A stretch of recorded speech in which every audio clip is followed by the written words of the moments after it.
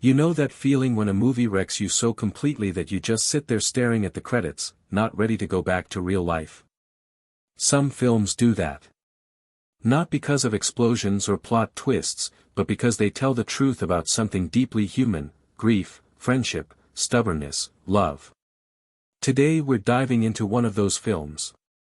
A movie built from real pain, real people, and one man's desperate attempt to hold on to someone he lost. Before we get into it, hit that like button and subscribe, because there's a lot of ground to cover and you're going to want to stick around for the very end. Trust me.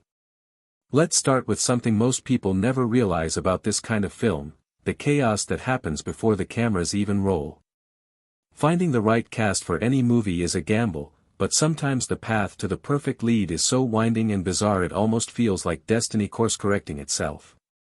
Producers went through a list that reads like a who's who of 1980s Hollywood. One actress passed and asked for the quirky supporting role instead.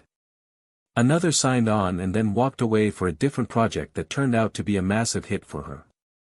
One candidate was barely old enough to drive, let alone play a young mother dealing with a life-threatening illness.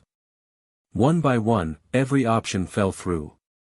And then a young woman walked into the room, no real credits to her name, just an enormous smile and something warm that filled the entire space. She was still finishing work on a small pizza parlor movie nobody had heard of yet. She read for the part, nailed it, and the rest is history. Sometimes the universe is just waiting for the right person to show up. Now here's where things get even more interesting.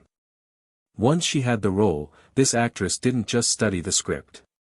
She went straight to the family whose real story inspired the whole thing. She sat in someone's backyard, ate home-cooked food, and listened for hours to stories about a woman she would never get to meet. The father of the family talked about his daughter. The brother described what she was like: her laugh, her stubbornness, her warmth. And when the actress walked in that first day, the family said it felt like someone turned the lights on in the room. Not because she looked like their lost loved one, but because she carried something similar. A presence. An energy that made people lean in. She wasn't just learning a character. She was being trusted with someone's memory. Speaking of that brother, the man who wrote the original story did so under circumstances that would break most people. His sister died young, taken by a medical condition that she'd been warned about but refused to let define her. She wanted a family. She wanted a full life. And she got one, briefly, before it was cut short. Her son was barely a toddler when she passed, and the brother started obsessing over one terrifying thought: what if this little boy grew up and couldn't remember his mother at all? A writer friend gave him simple advice. Write it down. So he did. He locked himself away and let it pour out of him. Not in neat chapters or careful paragraphs. Southern women, he later said, do not fit in paragraphs. They need voices, they need interruptions, they need the kind of messy back and forth that only works on a stage. He wrote the whole thing in roughly 10 days. Not an outline. The complete story. A tidal wave of memory and love and grief disguised as beauty salon gossip. When it hit the stage, audiences weren't prepared. What looked like light-hearted small-town comedy turned into something that hit people in places they didn't know were vulnerable. And when it became a film, it turned into a national event. Millions of people ugly cried through a story they had no personal connection to, because grief, real, bone-deep grief wrapped in humor and female friendship, is universal. Now let's talk about the cast, because the ensemble that came together was something special. And what made them bond so completely wasn't just talent. It was survival. The director on this project was, to put it politely, not a warm and fuzzy presence on set. He was experienced, accomplished, and by multiple accounts, genuinely difficult to work with. He pushed hard. He criticized openly. He reduced the youngest cast member to tears more than once. The more experienced actresses watched this happen and made a collective decision, not on their watch. One of them confronted the director directly and told him, plainly, that his behavior had been unacceptable, that the people around him deserved better. It wasn't a dramatic blow-up. It was the kind of quiet, firm intervention that only works when it comes from someone the other person actually respects. And it worked. What's interesting is that the director was himself going through something enormous. He had lost his wife, a celebrated artist he'd been married to for nearly 3 decades, just before production began. His grief was real. But grief, as anyone who's been through it knows, is not a pass to make other people smaller. The bond the actresses formed by weathering that environment together. You can feel it in every scene. The chemistry wasn't manufactured. It was earned. One of the most extraordinary moments in the entire film almost didn't happen the way it did. The emotional breakdown scene, the one that lives in people's memories long after everything else fades, was captured in a single uninterrupted take. The actress playing the grieving mother had prepared for it in an unusual way, spending hours beforehand pushing her voice and emotions to their absolute limit so that when the cameras rolled, there was nothing left to hold back. The director, for once, simply stepped aside and let her go. No interruptions. No redirecting. Just a camera and a woman completely dismantling herself in front of it. When she finished, nobody on the crew moved. Nobody said a word. Because what they had just witnessed wasn't a performance anymore. It was something closer to the real thing. That's the dangerous alchemy of great acting, when the line between memory and invention disappears entirely. There were moments on this production when that line disappeared for reasons that had nothing to do with acting. When it came time to film the hospital scenes, the director made a decision that was either brilliantly authentic or almost unbearably heavy, depending on how you look at it. He tracked down the real medical professionals who had cared for the woman this story was based on. He invited them to be part of the recreation. Among them was a nurse who had been present at the very end. Who had been part of the hardest moment.